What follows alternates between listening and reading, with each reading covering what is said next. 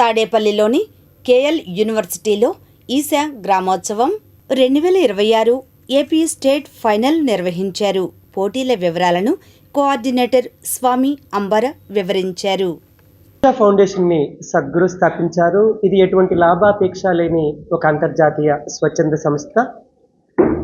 ప్రతి ఒక్కరి జీవితంలో ఆధ్యాత్మికతను తీసుకురావటమే దీని ప్రధాన ఉద్దేశం. కానీ కేవలం ఆధ్యాత్మికతకే పరిమితం కాకుండా ఎన్నో సోషల్ ప్రాజెక్ట్స్ కూడా ఈశా ఫౌండేషన్ నిర్వహిస్తుంది. అందులో యాక్షన్ ఫర్ రూరల్ రెజర్వేషన్ కూడా ఒకటి, అంటే గ్రామాల పునరుద్ధరణ.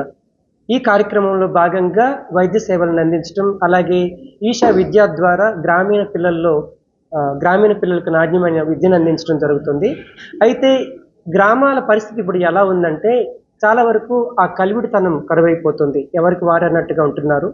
వారిలో ఐక్యతను తీసుకురావటానికి, వారందరినీ ఒక వేదికపైకి తీసుకురావటానికి, వారిలో ఉన్న ఐకమత్యం యొక్క శక్తిని వారు చవిచూడడానికి సద్గురు ఈ ఆటలను ఎంచుకున్నారు. ఆటలు అన్నప్పుడు మనకు పెద్ద పెద్ద క్రీడాకారులు, నేషనల్ ఇంటర్నేషనల్ గేమ్స్, పెద్ద అవన్నీ గుర్తొస్తాయి ప్లేయర్స్ గురించి. కానీ గ్రామోత్సవంలో ప్రొఫెషనల్ ప్లేయర్స్కి చోటు లేదు. ఇది గ్రామాల్లో ఉన్న యువత కోసం, ఇది ఒక రైతు కోసం, ఒక దినసరి కూలీ కోసం, గ్రామాల్లో ఇంట్లో ఉన్న మహిళ కోసం. ఇది 18వ సంవత్సరం. నేషనల్ లెవెల్లో మొత్తం 10 రాష్ట్రాల్లో ఒక కేంద్ర పాలిత ప్రాంతంలో జరుగుతుంది. మన ఆంధ్రప్రదేశ్ తెలంగాణలోకి వస్తే ఇది 4వ సంవత్సరం.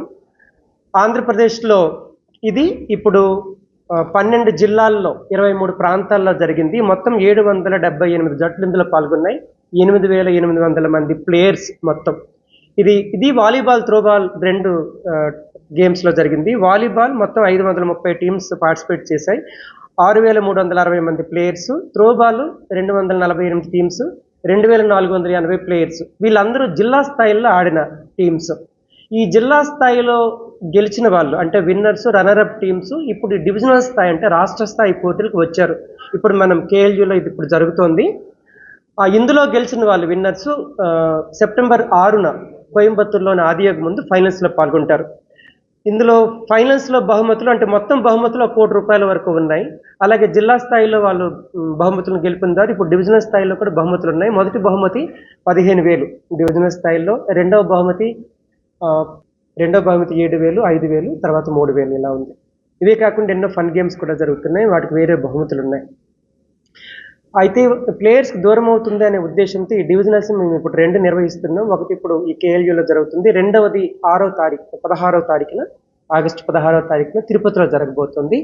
ఇప్పుడు ఇక్కడ భీమవరం, విశాఖపట్నం, వైజాగ్, కాకినాడ, ఏలూరు, విజయవాడ, గుంటూరు జిల్లాల నుంచి వచ్చిన ప్లేయర్స్ ఆడుతున్నారు.